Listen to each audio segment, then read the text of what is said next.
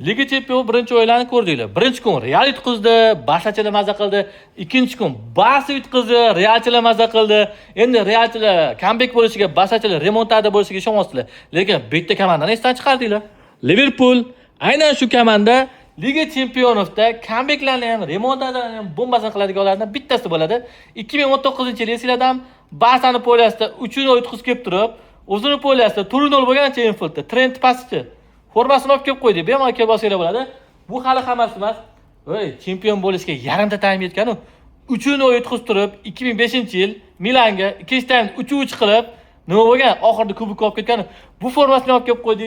Liverpoolchilar xafa bo'lmaysizlar. Xudo xolasa bu hafta yutib, PSJdan oldingi yilga alamizni olamiz. Endi yutqizardim, yutadimi, lekin zo'r o'yin bo'ladi.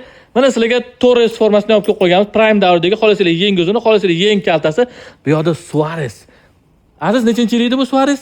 2014. 2014. Esinglarda Suarez shundan keyin Barsaga o'tib ketgan.